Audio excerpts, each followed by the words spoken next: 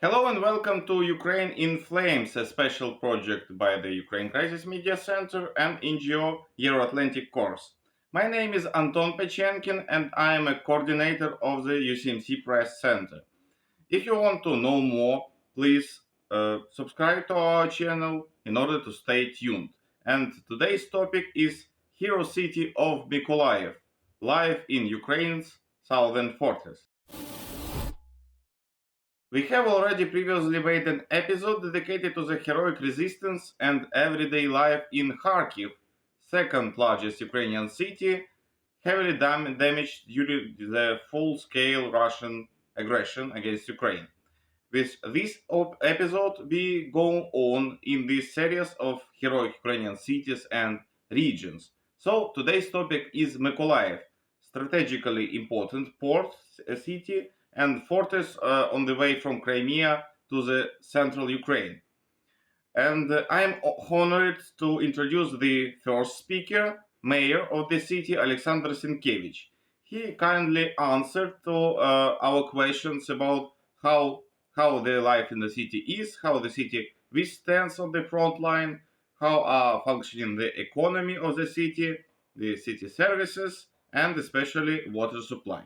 So you're welcome. Living in a frontline city means being in danger all the time, because you never know in what district and what time the new shelling can start.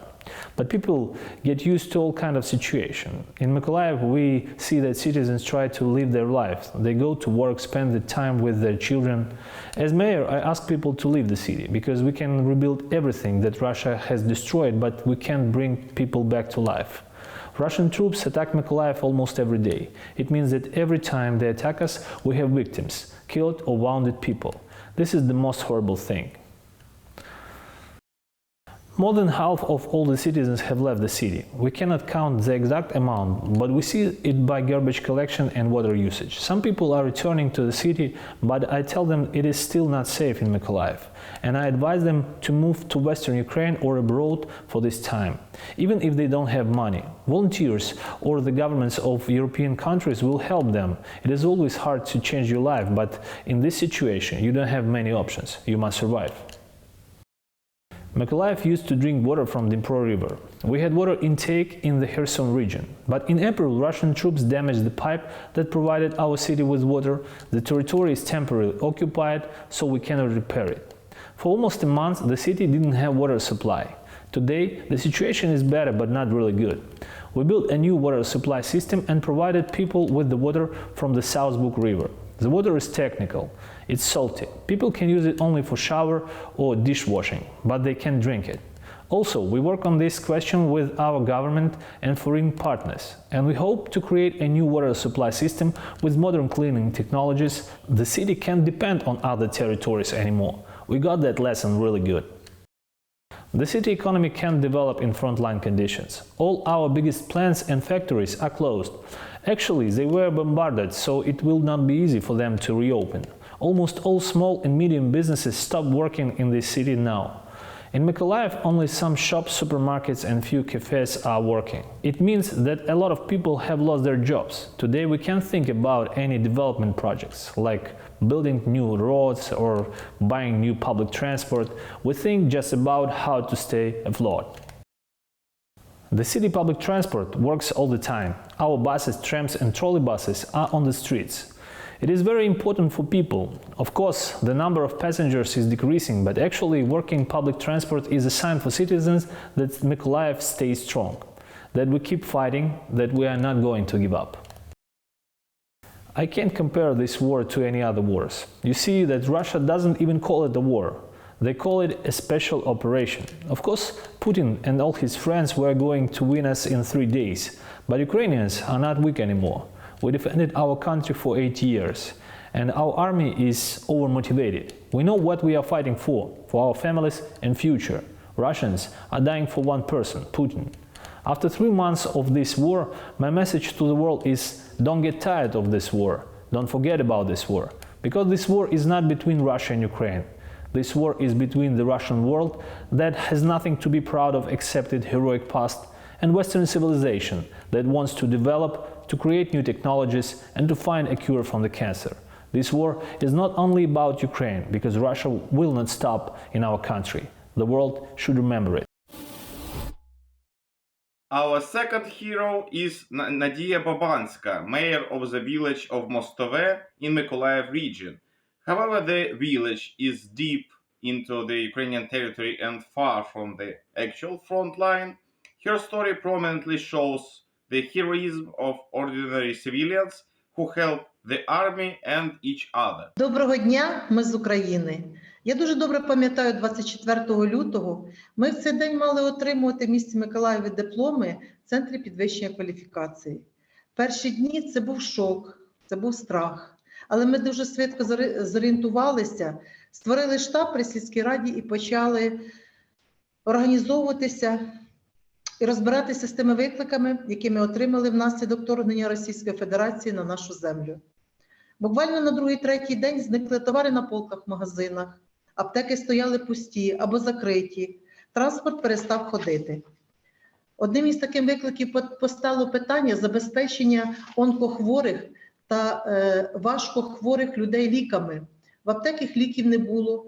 І коли вони телефонували до мене як голови громади і говорили: Надія Володимирівна, у нас залишилося ліків на 1-2 дня, було дуже страшно.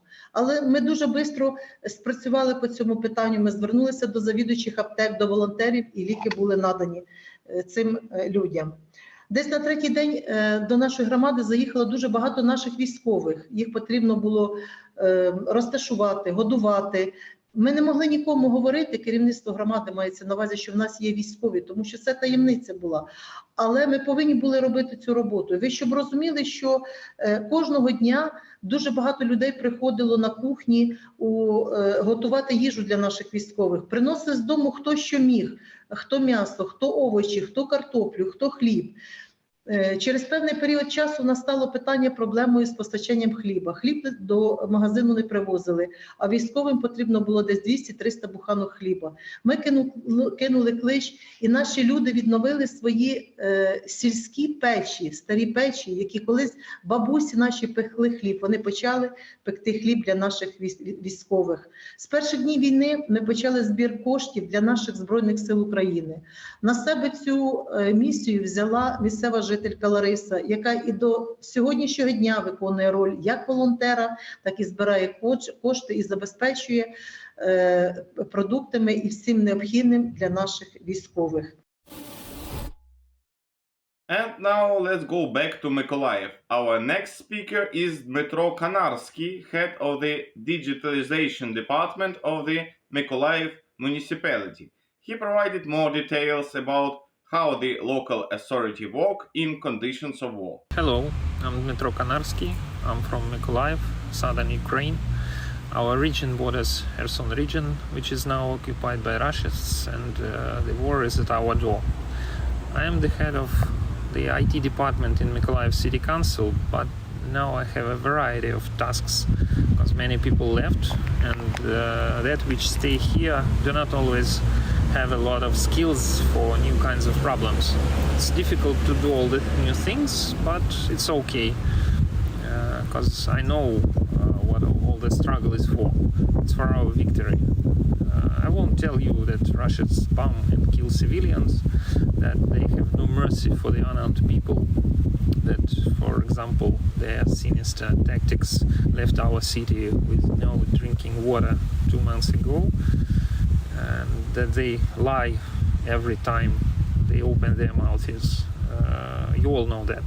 You all know it's a massacre, it's a genocide of our Ukrainian people. Maybe it would be greater dramatic effect if I would be sitting in front of some wrecked building and cry for help, but I won't. I'm sitting under the tree and on a sunny day because we're all tired of sufferings.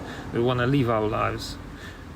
When I tell you that life goes on, we survived first 100 and I don't know what quantity of days of war, and these were, I suppose, the toughest days.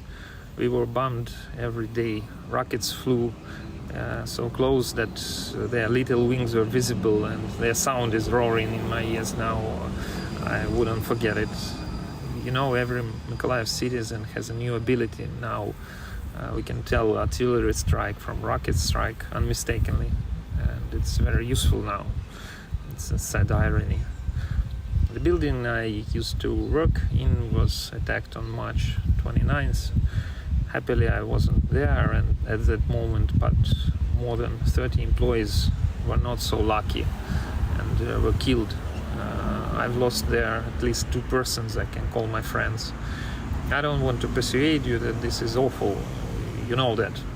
I want you to think that this could happen to all of you if we don't succeed in stopping these barbarians. I've married a week ago, and I'm the happiest man on earth, because having such troubles as war, you start to assess things differently. Now I know exactly what really matters in our lives, and it's not material things. And back to Mykolaiv, we stand, and we will stand as much as it is required to win, because we love our country. Times when we dreamt of Europe, of living there, are over, I think. For me, it's like living in a hotel. It's good for 2 or 3 days, but imagine if you live in a small hotel room for the rest of your life. We all want this is over. I want my mom to come back from refuge, but I know our city is not as safe as it could be. But it will be after our victory. So, glory to Ukraine. Bye. Let's now go to the confessions of civil activists who are out of the local authorities. I introduce to you Yulia Akimova, local journalist who works in Преступности.нет, Mykolaiv website. Доброго дня, мене звуть Юлія Акімова, я кореспондент миколаївського видання «Преступності.нет». Щодо ситуації в Миколаєві. Миколаїв наразі є прифронтовим містом, тому ситуація в місті залишається небезпечною. Місто регулярно обстрілюють зі ствольної артилерії та реактивних систем залпового вогню. У нас були випадки, коли нас обстрілювали також ракетами. Тому, зокрема, деякі райони міста регулярно обстрілюються. Саме тому військова комендатура нам радила виїхати з цих районів і переселитися або в центральні райони, або взагалі виїхати з міста. Те ж саме каже наш голова Миколаївської військової адміністрації Віталій Кім. Він каже, що ситуація стала більш небезпечною, тому він не радить повертатися в місто, а тим, хто вже в місті та в небезпечних районах, знову ж таки, або виїхати в більш безпечні до центру, або взагалі виїхати з міста. Тим не менш, люди повертаються у Миколаїв, бо тут є різні фактори, або людям вже набридло бути на чужині, або там в них є тут свої справи. Але ситуація небезпечна, тому раджать не вертатися. Ми також отримуємо, звичайно, як і вся країна, регулярні повідомлення про певні контрнаступальні дії наших українських військових, але, звичайно, повної картинки театру бойових дій ми не маємо, тому що ми не військові, ми не Генштаб, тому ми розуміємо, що ситуації можуть бути різні, дії можуть бути різні, це війна, тому ми не намагаємося зараз їх аналізувати і вже піддавати якимось там оцінкам, ми просто чекаємо і віримо у нашу перемогу. And our last speaker for today is volunteer Anna Butenko. In her optimistic and emotional comment, Anna stressed that readiness for the mutual help is the main power of both people of Mykolaiv and all the Ukrainians. Добрий день з міста Миколаєва, з міста Героя. Вже 109-й день. Наше місто тримає оборону півдня нашої країни. Наші люди вимушені виживати в надскладних умовах. Миколаївці, звісно, тримаються, мають бойовий дух, налаштовані на перемогу, але наразі в Миколаєві надскладні умови. Через те, що лунають постійні обстріли вдень, вночі, зранку, в будь-який час місто знаходиться в небезпеці. Звісно, Збройні сили роблять все для того, аби зберегти життя мирних мешканців. Сила нашого міста в тому, що люди настільки настільки в нас об'єдналися, вони настільки хочуть допомогти один одному. Ми як одна велика родина. Наші люди після обстрілів просто йдуть і допомагають один одному заклеювати вікна плівкою, допомагають один одному, носять воду, бо місто наше знаходиться без води питної вже більше місяця. Наші люди настільки об'єдналися, що я пишаюся кожним миколаївцем. Наразі з міста не поїхали люди похилого віку, залишилось дуже багато. І залишилась молодь, але працююча. Більшість людей, звісно, виїхали із-за небезпеки обстрілами. Thank you, dear friends. You have been watching the special project by Ukraine Crisis Media Center and NGO Euro-Atlantic course, Ukraine in Flames, dedicated to the Russia-Ukraine war. In description there is also information how personally you can help Ukraine in our fight against Russian aggression. If you find our job interesting and useful, please share our video and subscribe to our channel. Thank you again, and everything will gonna be Ukraine.